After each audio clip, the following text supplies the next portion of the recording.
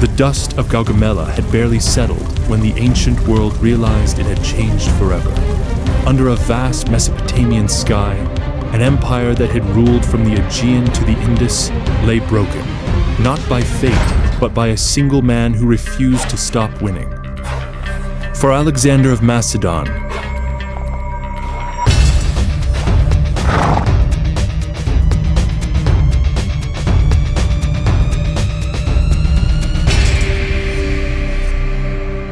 Gaugamela was not an ending. It was the moment when victory lost its limits. When dawn broke on October 1st, 331 BCE, the battlefield near the village of Gaugamela was already scarred by preparation. King Darius III of Persia had chosen the ground carefully. Flat, open, ideal for his massive cavalry and scythed chariots. His engineers had leveled the terrain by hand. This was to be the place where Alexander would be crushed. Alexander arrived with an army barely a third the size of Darius's host, roughly 40,000 infantry, 7,000 cavalry, veterans hardened by years of campaigning, but still vastly outnumbered. Across the plain stood the full might of the Achaemenid Empire, perhaps 200,000 men, drawn from every corner of Persia's dominions. Medes, Bactrians, Armenians, Indians, a living map of empire. Alexander knew the odds. He also knew his enemy. The battle unfolded with calculated audacity. Alexander refused the center, drawing Persian forces outward, stretching their line thin. When the gap appeared, just for a moment, he struck. The companion cavalry surged forward like a spearhead, Alexander at its tip. They smashed through the Persian center, aiming not for the army, but for the king. Darius fled. It was the third time. The Persian army collapsed in confusion. By nightfall, the greatest imperial force the world had ever seen was in retreat. Alexander stood victorious, not merely over an army, but over the very idea of Persian invincibility. Yet Gaugamela was not the conquest of Persia. It was the removal of its last defense.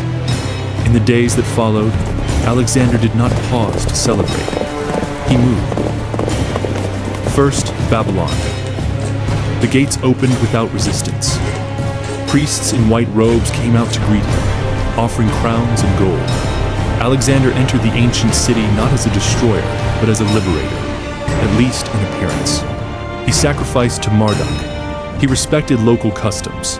Babylon, jewel of Mesopotamia, was his. Then, Susa.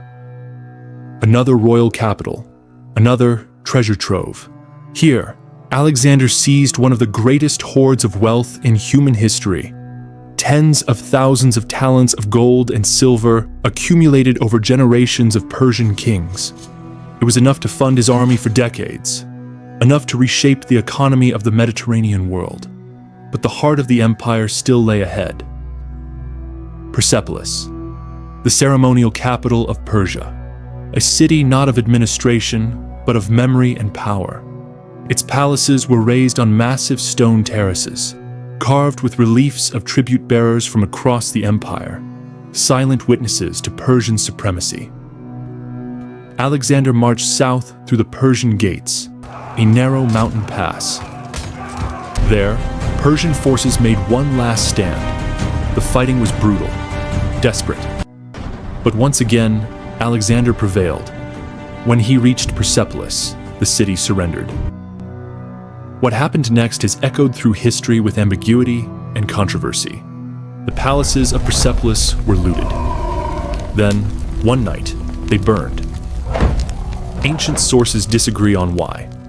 Some claim it was revenge for Athens, burned by Xerxes a century and a half earlier. Others describe a drunken feast, a courtesan's taunt, a moment of symbolic fury that slipped into catastrophe.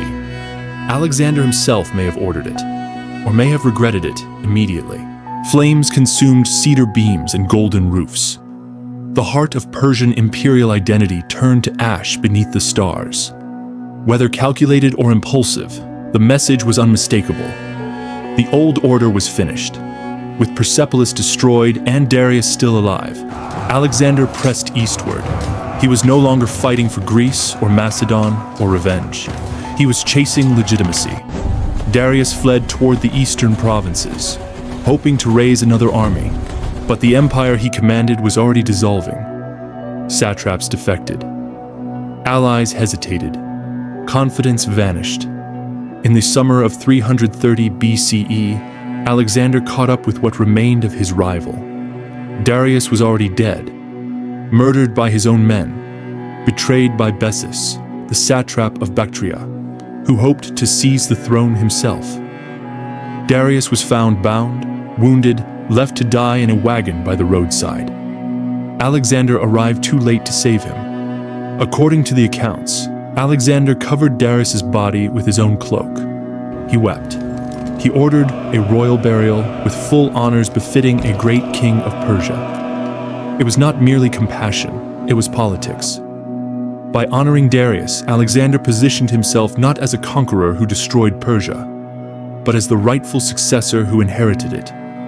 From that moment on, Alexander's war changed character. The enemy was no longer an empire, it was resistance. Bessus fled east, proclaiming himself king. Alexander pursued him into the harsh lands of Central Asia, Bactria, and Sogdiana. This was no longer the war of open plains and decisive battles.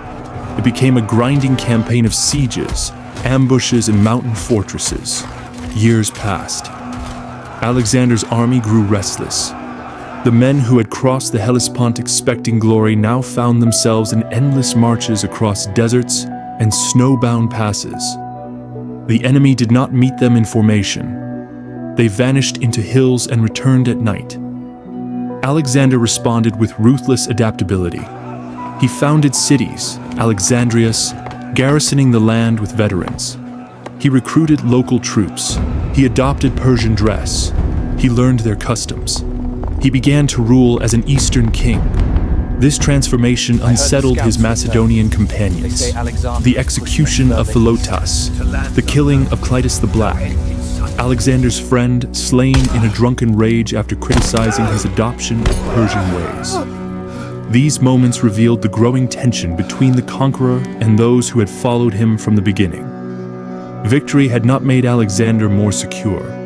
It had made him more alone. In 327 BCE, Alexander crossed the Hindu Kush and entered India. There, at the Battle of the Hydaspes, he faced King Porus, another formidable opponent. The battle was hard fought. Alexander won again, and once again he chose incorporation over annihilation, reinstating Porus as a subordinate ruler. But the end was near. When Alexander reached the Hephaestus River, his army refused to go further. They had marched thousands of miles. They had seen the edge of the world, and beyond it, only endless rain and unknown kingdoms. Alexander raged, he pleaded, he withdrew to his tent. After days of silence, he relented. The march turned back. The period after Gaugamela reveals the true nature of Alexander's greatness and his contradictions. Militarily, Gaugamela was the decisive blow. After it, no army could stop him. But conquest did not end the struggle. It transformed it. Alexander became not just a general, but a ruler of unimaginable diversity. Greeks, Persians, Egyptians, Central Asians, Indians. His strategy shifted from destruction to integration. He preserved Persian administrative systems. He retained satraps. He adopted royal titles. He encouraged intermarriage between Macedonians and Persians. At Susa, he himself married into the Persian nobility. To some, this was visionary. To others, betrayal. Ancient historians were divided even then. Arrian admired Alexander's restraint and ambition. Plutarch emphasized his character, his brilliance, but also his volatility. Curtius Rufus painted a darker picture. A man corrupted by power, increasingly autocratic, intoxicated by his own myth. What is clear is that after Gaugamela, Alexander no longer fought limits imposed by enemies. He fought the limits of governance, identity, and ambition. His empire had no precedent. It stretched farther than any before it, but it rested almost entirely on him. There was no clear succession plan, no stable institutional framework strong enough to survive his death. Alexander sought unity of cultures, of peoples, of worlds. Yet unity imposed by conquest is fragile. His vision was vast, but time was short. He died in Babylon in 323 BCE, not yet 33 years old. Within a generation, his empire fractured, yet the world he shaped did not disappear. Greek language and culture spread across the Near East. Cities he founded endured for centuries. Trade routes expanded. Ideas moved more freely than ever before. The Hellenistic world was born not from stability, but from the shockwave of one man's unstoppable momentum after Gaugamela. Alexander's victory at Gaugamela did not give him peace. It gave him everything, and demanded even more in return. It turned a conqueror into a king into a symbol, and a symbol into a question that history still asks. What happens when ambition outpaces limits? He won the greatest battle of his life on a dusty plain in Mesopotamia. But the battles that followed, over identity, power, and legacy, were far more complex and far more human. The empire fell, the legend did not.